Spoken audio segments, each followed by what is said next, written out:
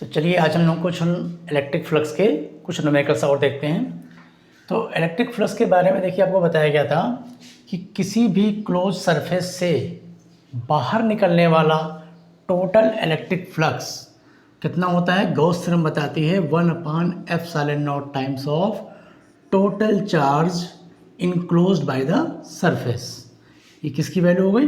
Total flux. अभी ये फॉर्मूले को भी ध्यान समझना पड़ता है कि गॉस थ्योरम ये कहती है किसी बंद पृष्ठ से निकलने वाला टोटल फ्लक्स 1/ε0 गुना होता है किसका? उस बंद पृष्ठ के अंदर जितना चार्ज होगा उसका। लेकिन ये गॉस थ्योरम ये भी ध्यान रखें, जो बंद पृष्ठ की सरफेस की बात कर रहा है तो ये 3D फिगर की बात कर रहा है। किसी भी 3D फिगर से रिलेटेड जो फ्लक्स होगा उसको निकालने के लिए इस फॉर्मूले का इस्तेमाल करते हैं। अगर हमारे पास यहाँ पर कोई चार्ज रखा हो और यहाँ पे एक रिंग हो, सर्कुलर रिंग, तो यहाँ से जो प्लस चार्ज है इससे जो इलेक्ट्रिक फील्ड से ऐसे रेखाएं निकलेंगी, बल रेखाएं इस तरह से सभी डायरेक्शन में। तो इस डायरेक्शन में इस रिंग से कितनी फ्लक्स पास आउट हो रहे हैं, सिर्फ उसकी बात करें तो रिंग से पास आउट होने वाला फ्लक्स जो नॉर्मल इलेक्ट्रिक फ्लक्स की डेफिनेशन थी वो क्या होता है? इलेक्ट्रिक फील्ड डॉट उस सरफेस की एरिया जिसके अंदर से ये पास हो रहा है। यानी किसी वैद्युत क्षेत्र में रखे हुए किसी पृष्ठ से गुजरने वाला फ्लक्स निकालना है। φ=E.A, जहाँ E इलेक्ट्रिक फील्ड की डायरेक्शन हो गई, इसका एरिया वेक्टर dA ये हो जाएगा E dA एंगल ले लेंगे, प्लस चार्ज है, इधर इलेक्ट्रिक फील्ड काम कर रहा है तो cos 0। इससे सॉल्व करते हैं। क्योंकि जब प्लेन सरफेस होता है, जैसे सर्किल क्या है? एक प्लेन सरफेस है, 3D फिगर नहीं, 2D फिगर है। तो जब कोई प्लेन सरफेस हो, स्क्वायर है, स्क्वायर प्लेट रख दी जाए, एक रेक्टेंगुलर प्लेट रख दी जाए, ट्रायंगुलर शेप का कोई प्लेट रख दी जाए, तो जो 2D फिगर होते हैं उनसे जब भी फ्लक्स निकालना हो तो इस फॉर्मूले का यूज़ करेंगे। इसमें एरिया वेक्टर बहुत रोल अदा करता है, लेकिन 2D फिगर के लिए जो एरिया वेक्टर होगा, जैसे कहा जाए इस रिंग की एरिया, ठीक, या कोई स्क्वायर प्लेट ऐसे रखी हुई है, इसका एरिया वेक्टर, तो इसका एरिया वेक्टर तो हम ऊपर भी ले सकते हैं और नीचे भी दिखा सकते हैं। ठीक है, अगर इधर से रेज आ रही है तो हम चाहें तो इसको अगर माइनस में भी लिखें तो कोई आंसर गलत नहीं होगा, -E dA भी हो सकता है। क्योंकि इसका इस फेस इधर मान के चल रहे हैं तो हमारा ये प्लस वाला आंसर आ रहा है, और इसका फेस इधर मान के चलते तो माइनस वाला आंसर आता। ठीक, तो 2D फिगर में क्या होता है? एरिया वेक्टर सरफेस के नॉर्मल होता है और वो सरफेस के नॉर्मल ऊपर या नीचे हो सकता है। लेकिन जो 3D फिगर होते हैं, जैसे कहा जाए हमारे पास एक क्यूब है, इस क्यूब के सरफेस की बात की जाए, इधर से एक्टिव लाइन ऑफ फोर्सेज आ रही हैं इसे, इस क्यूब से कितनी रिलेटेड इलेक्ट्रिक फ्लक्स कितना है। तो जब भी 3D फिगर होगा तो इस पूरे सरफेस से रिलेटेड फ्लक्स की बात की जाए, टोटल फ्लक्स कितना होगा, तो 1/ε0 टाइम्स ऑफ इसके अंदर कितना चार्ज है वो देखा जाता है। इस 3D फिगर के इस सरफेस के अंदर कितना चार्ज है? 0, तो इसका फ्लक्स भी 0 हो गया। लेकिन ये 3D फिगर भी तो प्लेन फिगर से ही बना हुआ है, यानी प्लेन सरफेस से बना हुआ है। इस क्यूब में भी आपका एक सरफेस ये वाला है जिधर से रेखाएं अंदर प्रवेश कर रही हैं, और इस वाले पृष्ठ से क्या हो रहा? बाहर निकल रही हैं। अगर इनकी अलग अलग से बात डीलिंग की जाए तो इस सरफेस को देखें तो इस सरफेस का एरिया वेक्टर किधर लेंगे? हमेशा किधर लेंगे? अगर ये प्लेन सिंगल सरफेस मान के चलते हैं, क्यूब नहीं कि स्क्वायर मान के चलेंगे, तो इसका एरिया वेक्टर इधर भी ले सकते हैं, इधर भी ले सकते हैं, मेरे ऊपर डिपेंड करता है। अगर ये क्यूब पूरा लेके चलेंगे तो क्यूब के हिसाब से जितने भी सरफेस होंगे सबका एरिया वेक्टर हमेशा बाहर की ओर, इस ऊपर वाले सरफेस का एरिया वेक्टर इधर, इसका एरिया वेक्टर इधर, इस वाले सरफेस का इधर, नीचे वाले का इधर, इधर वाले के सामने इधर आ जाएगा, उधर वाला पीछे आ जाएगा। तो इसके हिसाब से अगर देखते हैं कि अगर दो अलग अलग सरफेस लेके चलें तो भाई इलेक्ट्रिक लाइन ऑफ फोर्सेस ऐसे जा रही हैं, जो इस सरफेस का एरिया वेक्टर इधर था, इस सरफेस का एरिया वेक्टर इधर है, इसके लिए एरिया वेक्टर और इलेक्ट्रिक फील्ड के बीच का एंगल यहाँ पर 0 आ रहा है, लेकिन यहाँ पर एरिया वेक्टर इस साइड में है, इलेक्ट्रिक फील्ड इधर है, यानी एंगल 180 आ रहा है। इस वजह से क्या हुआ? एक तरफ एरिया वेक्टर आपको, एक तरफ का जो फ्लक्स है, इधर का फ्लक्स आपको पॉजिटिव वैल्यू देगा और इधर का फ्लक्स नेगेटिव वैल्यू देगा, यानी टोटल फ्लक्स कितना हो गया? 0। वही चीज़ यहाँ पे आती है। तो 2D फिगर के लिए हम लोग इस फॉर्मूले का यूज़ करते हैं और 3D फिगर के लिए सीधे गॉस थ्योरम का यूज़ करते हैं। इस बात को भी तो समझना है। अब देखिए जो कुछ न्यूमेरिकल हम लोगों ने लगाए थे, आज कुछ न्यूमेरिकल और लगाते हैं, थोड़ा सा कंपटीशन लेवल का। बोर्ड के हिसाब से तो आप समझ गए। बोर्ड के हिसाब से देखिए आपने ये क्वेश्चन लगाया था कि अगर हमारे पास एक क्यूब है,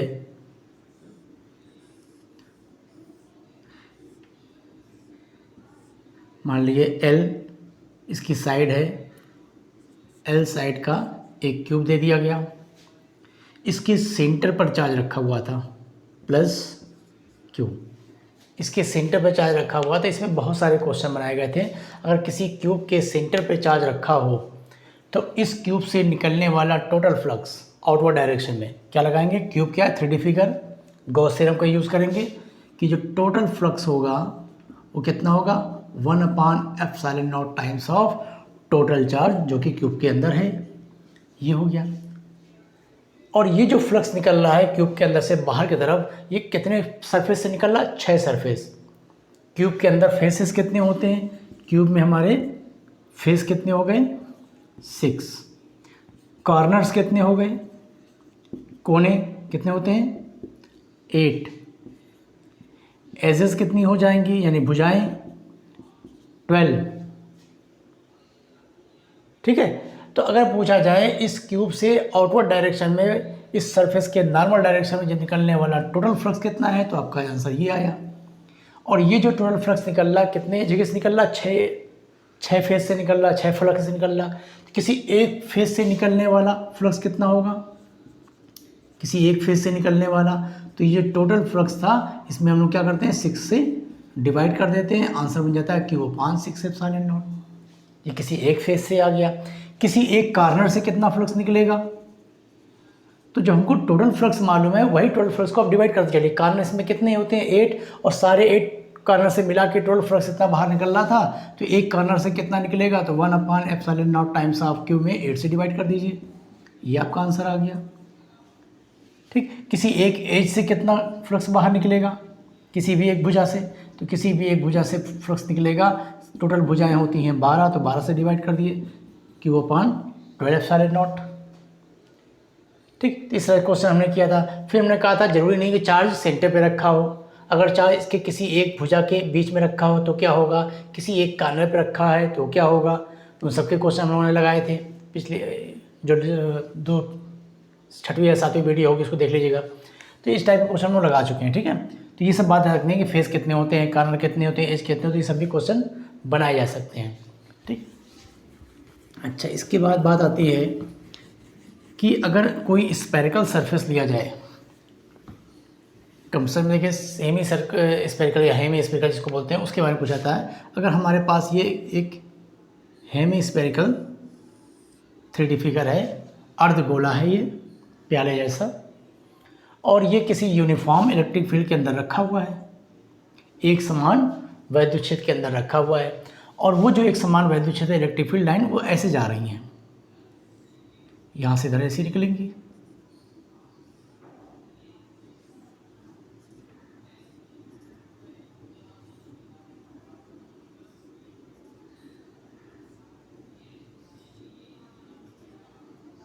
ठीक। ये वैद्युत बल लिखा है, मान लीजिए ऐसे जा रही हैं, एक समान वैद्युत क्षेत्र के अंदर इसको रखा गया, ये इलेक्ट्रिक फील्ड की डायरेक्शन हो गई। अच्छा, और इसकी जो रेडियस है हेमिस्फीयर सरफेस की, ये रेडियस मान लीजिए कैपिटल R है। अब आपसे कहता है कि इस हेमिस्फीयर में देखिए 2 पृष्ठ हैं यहाँ पर, एक जब प्याला आप लेंगे तो एक ये गोल वाला प्लेन वाला सरफेस हो जाएगा इसका सर्कुलर सरफेस, और एक इसका ये कर्व सरफेस हो जाएगा, यानी एक हो जाएगा आपका वक्र पृष्ठ और एक नीचे बेस यानी आधार का क्षेत्रफल हो जाएगा, आधार वाला पृष्ठ हो जाएगा। तो दोनों को अगर अलग अलग डील करें कि इसके निकलने वाला फ्लक्स बताइए प्लेन सरफेस से यानी सर्कुलर सरफेस से, और इसके कर्व सरफेस से निकलने वाला फ्लक्स बताइए, और टोटल फ्लक्स बताइए। 3 पार्ट हो सकते हैं इसके। देखिए टोटल फ्लक्स की अगर बात की जाए तो इस पूरे हेमिस्फीयर से, यहाँ पर लेते हैं हेमिस्फीयर,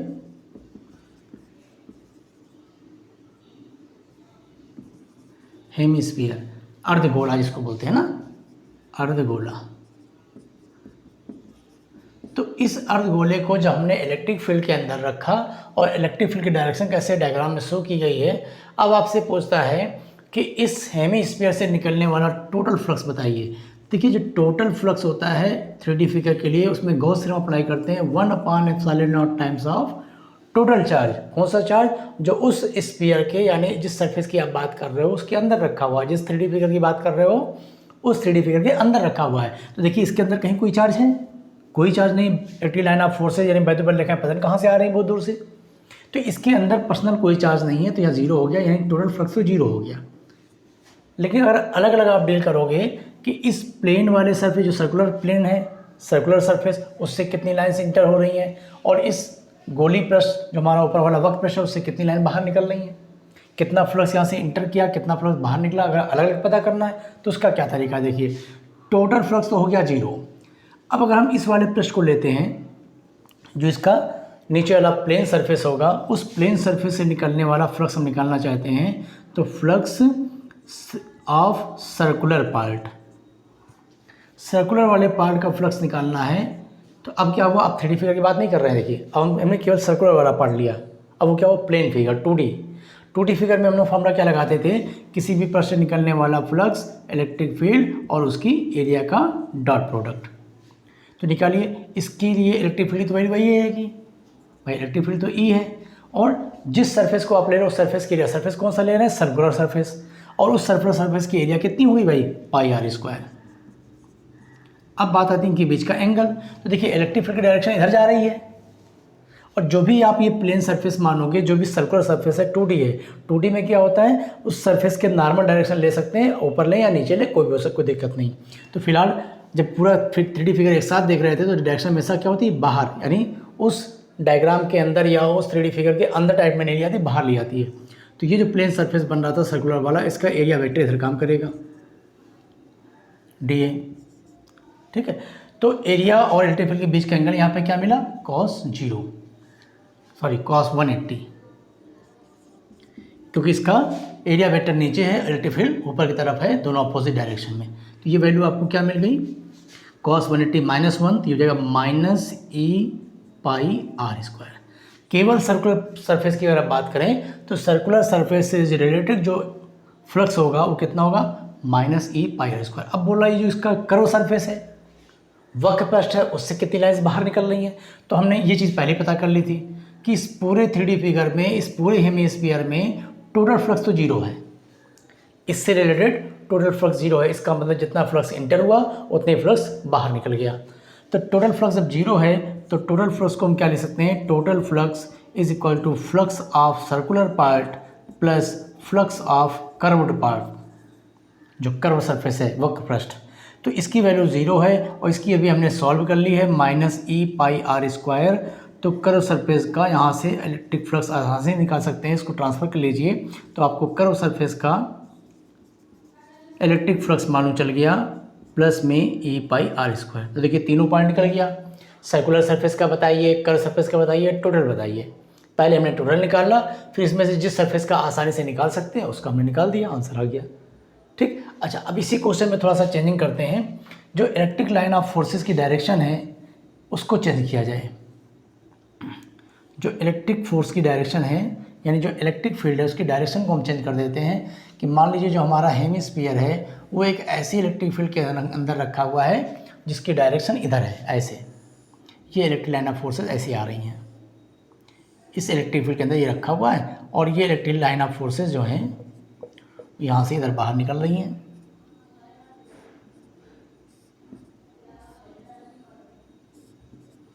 ठीक, तो इलेक्ट्रिक फील्ड की डायरेक्शन इधर ऐसे हो गई। इस बार फिर वही केस, पहले क्या करेंगे, टोटल फ्लक्स निकालेंगे। टोटल फ्लक्स निकालना है तो इस 3D फिगर के अंदर कोई चार्ज नहीं है, टोटल फ्लक्स तो यही आएगा। अब इसमें दो सरफेस है, एक इसका कर्व सरफेस है और एक इसका सर्कुलर वाला पार्ट है।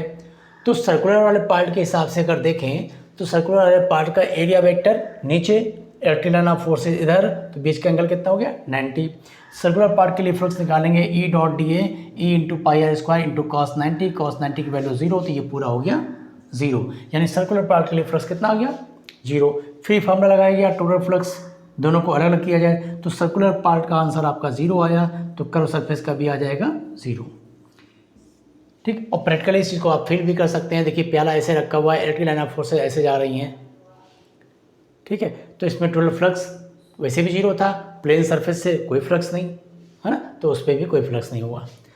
अच्छा, अब तीसरी चीज़, अगर मान लीजिए ये हेमिस्फीयर हमारा नॉन यूनिफॉर्म इलेक्ट्रिक फील्ड में रखा हुआ था, इलेक्ट्रिक फील्ड की डेंसिटी एक जैसी नहीं होती, रेस कहीं पास पास हैं कहीं दूर दूर हैं, तब क्या केस होता है। देखिए इलेक्ट्रिक लाइन ऑफ फोर्सेज जो हैं अगर नॉन यूनिफॉर्म हो, यानी हमारा असमान वैद्युत क्षेत्र हो और उसके अंदर ये अर्धगोले को रखा जाए, तो अर्धगोला हमारा मान लीजिए अर्धगोला था,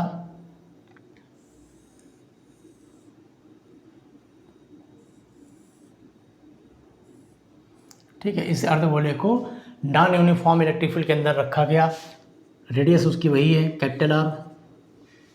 नॉन यूनिफॉर्म इलेक्ट्रिक फील्ड का मतलब कि हो सकता है यहाँ पे कोई चार्ज हो, यहाँ से लाइन ऐसे फैल रही हो, तो ये नॉन यूनिफॉर्म में हो गया, तो इलेक्ट्रिक लाइन ऑफ फोर्सेज यहाँ पर इधर ऐसे जा रही हैं, यहाँ पे ऐसे हैं, इधर ऐसे हैं, ऐसे इस तरह के फील्ड में रखा गया इसको। ठीक, तो इलेक्ट्रिक फील्ड अगर नॉन यूनिफॉर्म है, असमान वैद्युत क्षेत्र है, तो इसमें फिर वही के तरीका अपनाइए। क्या करेंगे, पहली चीज़ तो वही होगी कि इस हेमीस्फीयर से, इस अर्धगोले से related total flux 1/ε0 times of total charge, और टोटल चार्ज 0 है क्योंकि इसके अंदर कोई चार्ज नहीं है, तो टोटल वाला केस तो वही है। अब जरा अलग अलग देखते हैं कि इसके प्लेन सरफेस से रिलेटेड फ्लक्स कितना है और इसके कर्व सरफेस से कितना है। देखिए, इस बार प्लेन सरफेस से फ्लक्स निकालने में थोड़ा परेशानी होगी क्योंकि इलेक्ट्रिक फील्ड और उसके सरफेस की भी डायरेक्शन नहीं निकलेगी, क्योंकि इसका जो सरफेस है सर्कुलर वाले का एरिया वेक्टर तो नीचे वाले काम कर रहा था, लेकिन इससे गुजरने वाले जो इलेक्ट्रिक लाइन ऑफ फोर्सेज हैं, अगर सारी लाइनें ऐसे होती तो हम कहते भाई इलेक्ट्रिक फील्ड और एरिया वेक्टर के बीच का एंगल 90 है। लेकिन यहाँ पे इलेक्ट्रिक फील्ड सारी लाइनें ऐसे तो है नहीं, कोई लाइन इधर भी जा रही है, कोई इधर भी जा रही है, कोई इधर भी जा रही है, इसलिए इसका निकालना थोड़ा मुश्किल होगा। अब जरा कर्व सरफेस को देखिए, कर्व सरफेस पे लाइन कहीं भी निकल रही हो, चाहे सारी लाइन ऐसे होती तो भी हम डायरेक्शन निकाल लेते, सारी लाइन ऐसे होती तो भी निकाल लेते, और फैली हुई है तो भी निकाल लेंगे। देखिए, जहाँ भी आप देखोगे रेस को, क्योंकि ये कर्व सरफेस है और कर्व सरफेस के हर जगह पर लाइन कहीं भी देखोगे तो ये एंगल हर जगह पर क्या होगा, 90 होगा। यानी इस कर्व सरफेस के हर एरिया एलिमेंट के ऊपर इलेक्ट्रिक फील्ड की जो डायरेक्शन है और एरिया वेक्टर डायरेक्शन जो है वो आपस में पैरेलल हो जाएंगी, क्योंकि यहाँ पे अगर छोटा से एरिया एलिमेंट लेते हो तो एरिया एलिमेंट बाहर की तरफ डायरेक्शन और इलेक्ट्रिक फील्ड की डायरेक्शन बाहर, यहाँ पे एरिया एलिमेंट लेते हैं बाहर की तरफ, इलेक्ट्रिक फील्ड भी बाहर, तो हर जगह पर सेम यही केस आएगा कि हर जगह पर इलेक्ट्रिक फील्ड और एरिया वेक्टर के बीच का एंगल 0। तो इस बार हम लोग क्या करेंगे, कर्व सरफेस के लिए यानी इस गोली पृष्ठ के लिए, जिसको वक्र पृष्ठ कहते हैं हिंदी में, उसके लिए हम लोग फ्लक्स निकालेंगे। और फ्लक्स का तरीका क्या अपनाएंगे, 2D फिगर वाला, phi E.dA, यानी एक्सप्लेन करेंगे E.dA cos थीटा। अब वैल्यू लगाइए, E electric field, dA area, तो हम लोग क्या है इस पूरे गोली पृष्ठ के लिए निकाल लें। गोली पृष्ठ की एरिया कितनी होती है, 2πr²। एंगल कितना होगा, तो हर जगह पे एंगल 0 आ रहा है, cos 0 की वैल्यू 1, तो हो गया E × 2πr² या -2πEr², जो भी आगे पीछे कर लें कोई दिक्कत नहीं, 2πEr²। ये फ्लक्स किसके लिए आया, कर्व सरफेस के लिए। और जब इस वैल्यू को हम इसमें अप्लाई करेंगे कि हम जान रहे हैं भाई टोटल फ्लक्स जो है वो 0 है, टोटल फ्लक्स को हम 2 पार्ट में निकाल सकते हैं, flux of curve surface plus flux of circular surface. तो टोटल फ्लक्स जब 0 हो गया और कर्व सरफेस की वैल्यू आपने क्या निकाली है, 2πEr² यहाँ पे रख दी जाए, प्लस सर्कुलर पार्ट का फ्लक्स हमको कितना मिल जाएगा, -2πEr²।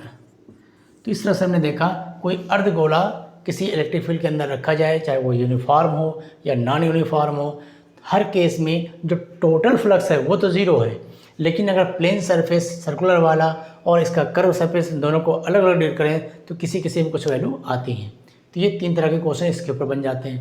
ठीक है, अब नेक्स्ट क्वेश्चन देखते हैं। इस तरह के क्वेश्चन आपको बोर्ड लेवल में नहीं मिलते हैं, कंपटीशन वगैरह में ही पूछे जाते हैं। अब सपोज करिए आपके पास एक क्यूब है,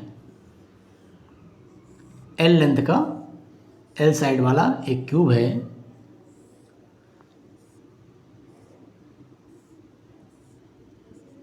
ठीक है, L साइड का एक क्यूब है, और एक हमारे पास आवेशित चालक छड़ है अनंत लंबाई की, और वो आवेशित चालक छड़ इसके इधर से इंटर कर रही है और इधर से बाहर निकल रही है are par.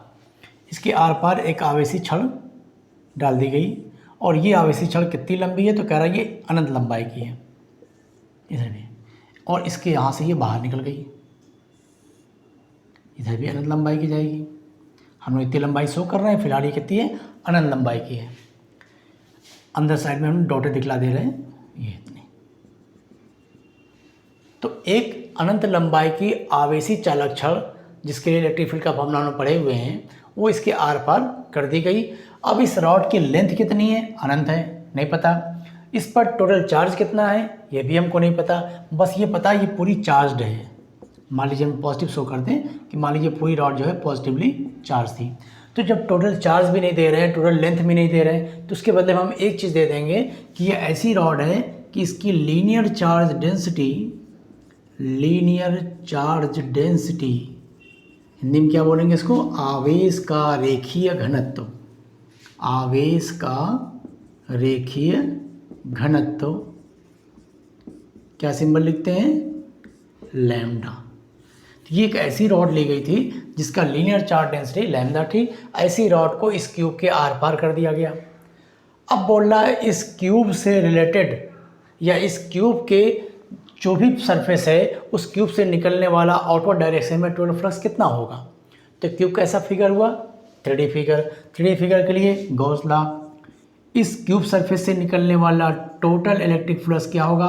1/ε0 times of total charge inside.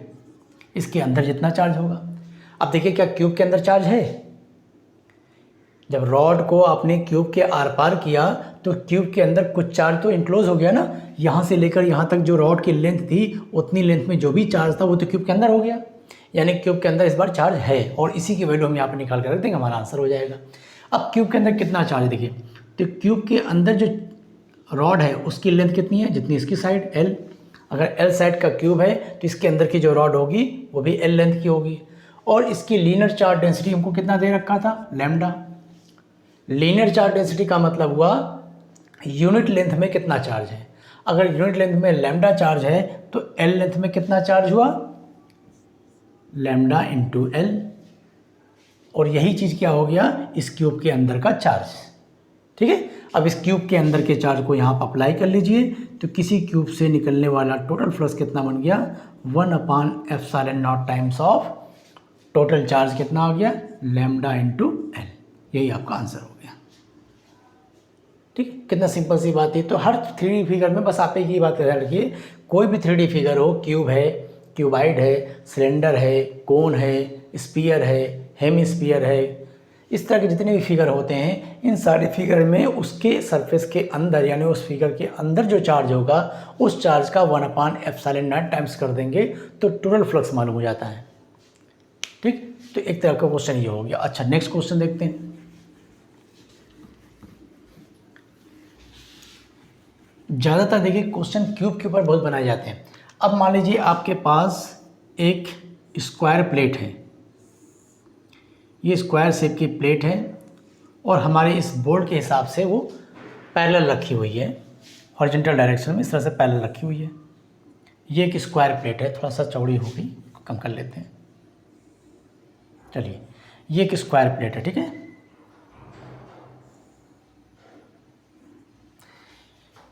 ठीक, ये स्क्वायर प्लेट है, इसकी साइड है एल साइड का एक स्क्वायर प्लेट लिया गया। थोड़ा सा डायग्राम को चपटा ही रखिए, ज़्यादा सही रहेगा।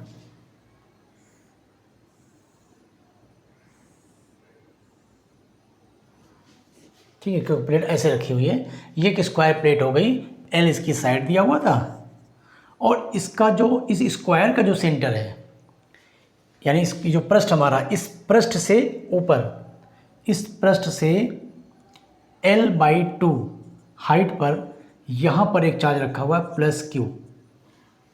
क्वेश्चन को ध्यान समझिएगा, एक स्क्वायर प्लेट है और उस स्क्वायर प्लेट के सेंटर से यानी प्लेट से L/2 हाइट पर एक चार्ज रखा हुआ है +Q और क्वेश्चन पूछ रहा है कि इस स्क्वायर प्लेट से पास होने वाला टोटल फ्लक्स कितना होगा। क्योंकि यहाँ से इलेक्ट्रिक लाइन ऑफ फोर्स ऐसे से जाएंगी तो इस पूरी स्क्वायर प्लेट जो रखी हुई है इस प्लेट से कितना फ्लक्स बाहर निकल रहा है। तो क्या करेंगे, फिगर तो 2D है। अब आप कहोगे जब 2D फिगर है तो आपने बताया है कि फ्लक्स ऐसे निकाल लिया करें, E.dA cos थीटा। लेकिन इसमें क्या दिक्कत आएगी जो इलेक्ट्रिक फील्ड है वो ले लोगे, ठीक है। इसकी एरिया लेना है तो L² ले लेंगे, वो भी ठीक है। लेकिन इलेक्ट्रिक फील्ड और एरिया के बीच का जो एंगल है वो आप कैसे लोगे, क्योंकि यहाँ से निकलने वाली जो रेज होंगी वैसे फैलेंगी। यानी ये जो हमारा स्क्वायर प्लेट है एक नॉन यूनिफॉर्म इलेक्ट्रिक फील्ड के अंदर आ जाएगा असमान वैद्युत क्षेत्र के अंदर आ जाएगा। इसकी एरिया वेक्टर तो जो ठीक है नीचे काम कर रही है, लेकिन इलेक्ट्रिक फील्ड से आप कैसे कंपेयर करोगे? इलेक्ट्रिक फील्ड लाइन ऐसे भी हैं, ऐसे भी हैं, ऐसे भी हैं, इधर भी है, तो इसलिए इस फॉर्मूला को थोड़ा लगाना मुश्किल हो रहा है यहाँ पर। जैसे पिछले केस में भी हम लोगों ने देखा था, नॉन यूनिफॉर्म में हमें हेमिस्फीयर रखा था, अर्धगोला। अर्धगोले में क्या था कि उसके किसी भी सरफेस को ले रहे थे तो एरिया हर जगह एरिया वेक्टर बदल रहा था। भाई ऐसे गोल था, यहाँ पे एरिया इधर काम कर रही है, यहाँ पे इधर काम कर रही है, लेकिन ये तो प्लेन है, बिल्कुल प्लेन शीट है, इसकी एरिया तो फिक्स होगी, ऐसे ही होगी, कहीं भी आप चेक कर लो। और इलेक्ट्रिक फील्ड क्या है? इलेक्ट्रिक फील्ड कहीं ऐसे जा रही है, कहीं ऐसे जा रही है, कहीं ऐसे जा रही है, तो इसको थोड़ा सा मुश्किल होगा। तो हम लोग क्या करेंगे, इसमें ट्रिक अपनाएंगे। ट्रिक क्या अपनाएंगे? ये एल लेंथ की साइड का स्क्वायर था और इसको मिला के हम लोग एक क्यूब बना दें। अगर इसको एक क्यूब में कन्वर्ट कर दिया जाए,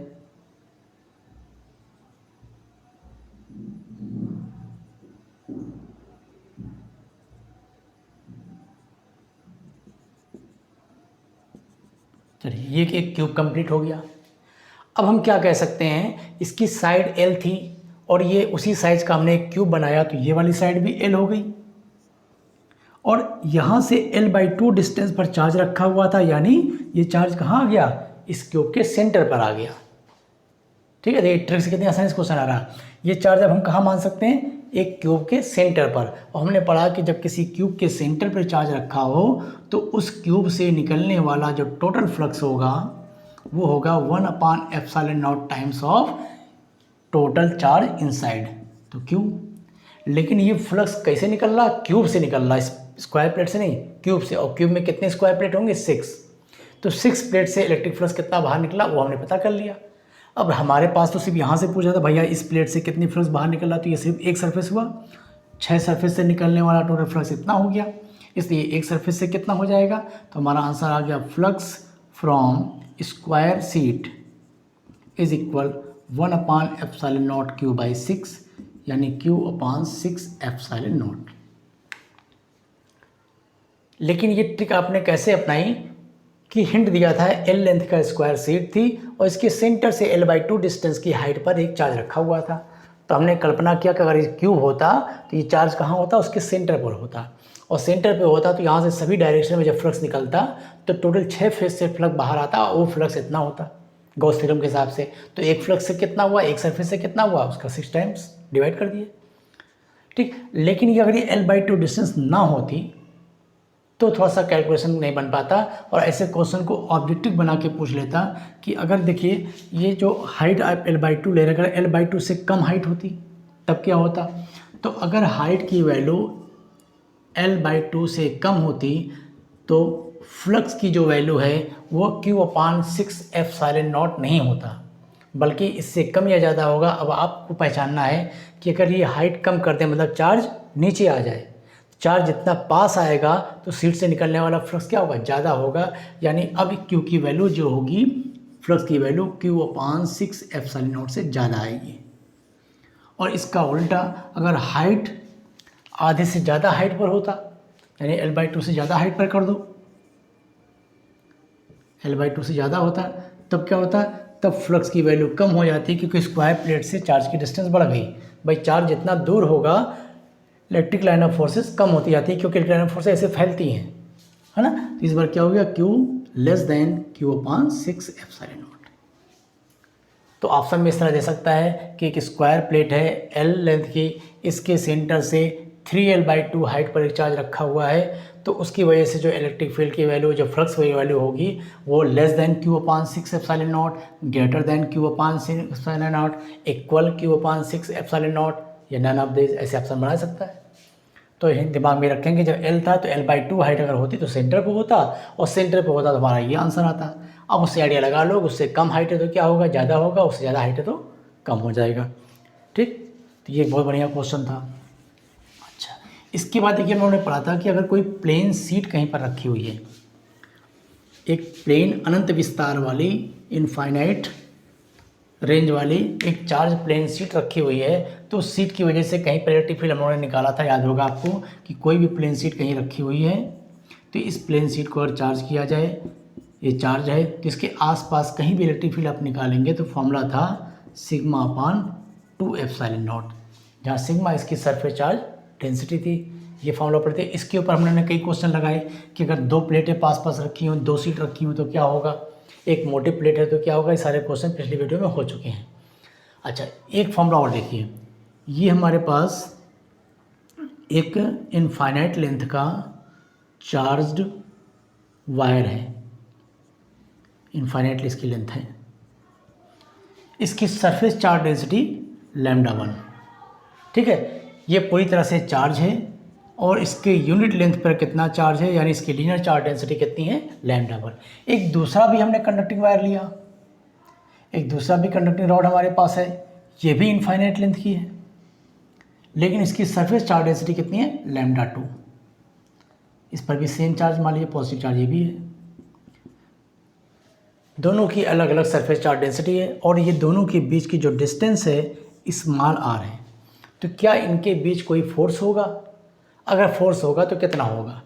देखिए मैग्नेट चैप्टर अभी आप आगे पढ़ेंगे, जो बच्चे पढ़े हुए हैं इंटर में उनको पता होगा कि मैग्नेट में जब करंट में हम पढ़ते थे कि अगर दो वायर स्ट्रेट हों और इन दोनों में करंट फ्लो हो रही हो, एक में I1 एक में I2 और इनके बीच r डिस्टेंस हो, तो इनके बीच में क्या होता था, फोर्स लगता था। वो फोर्स कैसा होता था, इन दोनों वायर के बीच में यूनिट लेंथ में लगने वाला फोर्स μ0/2π I1 I2/r इस फॉर्मूले से निकालते थे। तो यहाँ पे हम देखेंगे अगर ये दो चार्ज कंडक्टर हैं तो हमें मालूम है दो चार्ज के बीच फोर्स तो लगता है। अब वो फोर्स कितना होगा, अगर दो पॉइंट चार्ज होते तो फोर्स तो निकाल लेते थे 1/4πε0 Q1 Q2/r²। अब ये पॉइंट चार्ज तो है नहीं, ये तो पूरा चार्ज डिस्ट्रीब्यूशन है, पूरा एक वायर है, इनके बीच फोर्स होगा, अगर होगा तो कितना होगा, वो कैसे निकालेंगे उसको देखते हैं, इसकी वैल्यू क्या होगी। तो देखिए आपको एक फार्मूला पता है कि अगर हमारे पास इनफाइनाइट लेंथ का कोई चार्ज कंडक्टर हो तो उसकी वजह से r डिस्टेंस पर कहीं पर इलेक्ट्रिक फील्ड कितनी होगी। तो फार्मूला था E = λ/2πε0 × r, λ/2πε0 × r, जहाँ लैम्डा क्या है, इसकी surface charge linear charge density. ठीक, तो देखिए ये जो वायर है जिसके लीनियर चार्ज डेंसिटी λ1 है, इसकी वजह से इसके आसपास इलेक्ट्रिक फील्ड बनेगी। तो हमने मान लिया कि इसकी वजह से r डिस्टेंस पर कहीं भी, मान लीजिए यहाँ पर ये डिस्टेंस कितनी r, हर जगह r है, तो इसकी वजह से r डिस्टेंस पर यहाँ पे एक पॉइंट माना, ये r डिस्टेंस है और यहाँ पे इलेक्ट्रिक फील्ड कितनी होगी, तो हम कहेंगे भाई यहाँ पे इलेक्ट्रिक फील्ड जो होगी वो होगी λ1/2πε0 × r। इतनी इलेक्ट्रिक फील्ड यहाँ पे काम करेगी। और सिर्फ यहीं पर नहीं, इस पूरे वायर के हर पॉइंट पर इलेक्ट्रिक फील्ड इतनी ही काम करेगी। ठीक, यानी हम कह दें कि हमारा ये जो कंडक्टिंग वायर है वो इस इलेक्ट्रिक फील्ड के अंदर रखा हुआ है और जब भी कोई चार्ज पार्टिकल या चार्ज इलेक्ट्रिक फील्ड के अंदर जाएगा तो उसके ऊपर फोर्स लगेगा, ये हमको पता है। तो इस इलेक्ट्रिक फील्ड के अंदर जब ये वाला कंडक्टर गया तो उसके ऊपर कितना फोर्स लगा, तो हम फिलहाल यूनिट के लिए निकाल लें। मान लो ये छोटी सी यूनिट लेंथ ले लें, इतनी लेंथ, तो यूनिट लेंथ पर इसकी वजह से इलेक्ट्रिक फील्ड कितनी काम करती है ये निकाल लिए। और इस यूनिट लेंथ में कितना चार्ज है, तो यूनिट लेंथ का चार्ज हमको मालूम है λ2। तो इस चार्ज पर यानी इस यूनिट लेंथ पे कितना फोर्स लगेगा, तो फोर्स का फॉर्मूला Q × E से, कौन सा चार्ज, ये वाला चार्ज Q2 किस फील्ड में गया, E1 में, फोर्स कितना लगा निकाल लें। तो ये Q2 कितना चार्ज है, इस लेंथ का चार्ज हमको मालूम है λ2, क्योंकि लेंथ हम कितनी ले रहे हैं, यूनिट लेंथ। तो यूनिट लेंथ के ऊपर कितना चार्ज था, λ2, और E इलेक्ट्रिक फील्ड कितनी यहाँ पर काम कर रही है इसकी वजह से, वो हमने निकाल लिया है λ1/2πε0 × r।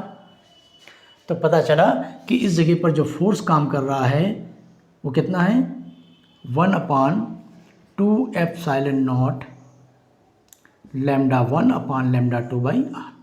देखिए ये फॉर्मूला काफ़ी हद तक इस फॉर्मूले से मैच कर रहा था, जो दो इलेक्ट्रिक करंट के लिए दो वायर में जब करंट फ्लो होती थी I1 और I2 r डिस्टेंस, तो वहाँ भी फॉर्मूला हम लोग पढ़ते थे, यूनिट लेंथ का फोर्स μ0/2π I1 I2/r²। वहाँ पर कांस्टेंट μ0 चलता था, यहाँ पर ε0 चलता है, वहाँ पर μ0/2π है तो यहाँ भी 1/2πε0 है।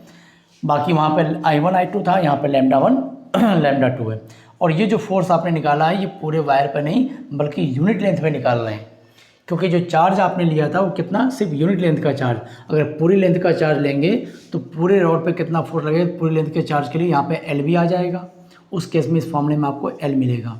तो पूरे वायर पे कितना फोर्स लगा, 1/2 pi epsilon naught λ1 λ2 by R into L.